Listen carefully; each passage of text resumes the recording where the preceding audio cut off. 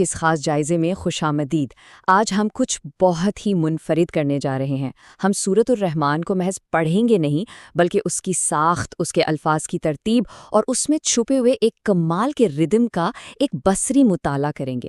یہ بالکل ایسا ہی ہے جیسے کسی متحرک اور زندہ کتاب کو ہم اپنی آنکھوں کے سامنے کھلتا ہوا دیکھ رہے ہوں۔ تو چلیے الفاظ اور معنی کے اس زبردست سفر کا فوراً آغاز کرتے ہیں۔ آج کے اس مطالعے کا خاکہ کچھ اس طرح سے ترتیب دیا گیا ہے۔ ہم مرحلہ وار آگے بڑھیں گے۔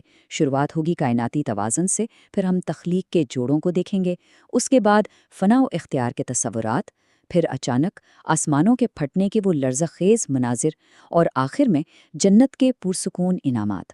تو آئیے سیدھے پہلے حصے کی طرف چلتے ہیں۔ شروعات ہوتی ہے کائنات کے اس زبردست توازن سے۔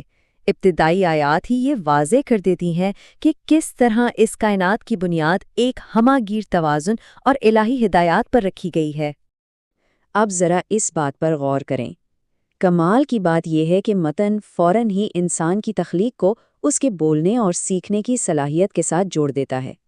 یعنی انسان کی پہچان صرف اس کے مادی وجود سے نہیں ہو رہی، بلکہ اس کی اصل طاقت اس کے بیان اور اس کے علم کو قرار دیا گیا ہے۔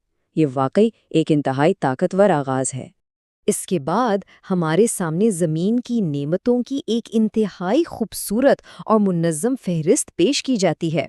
پھل، غلاف والی کھجوریں، بھوسے والا غلہ اور خوشبودار پھول۔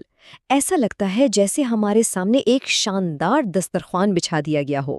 یہ وہ بنیادی مادی نعمتیں ہیں جو ہر مخلوق کی بقا اور خوشی کے لیے فراہم کی گئی ہیں۔ اور پھر ہمارے سامنے وہ مشہور اور گہری سطر ابھرتی ہے جو اس پوری صورت میں بار بار دہرائی گئی ہے۔ یہ محض ایک سوال نہیں ہے، یہ اس پوری قرات کی دھڑکن ہے، ایک ایسا ردم جو آپ کو پڑھتے ہوئے رکنے اور سوچنے پر مجبور کر دیتا ہے۔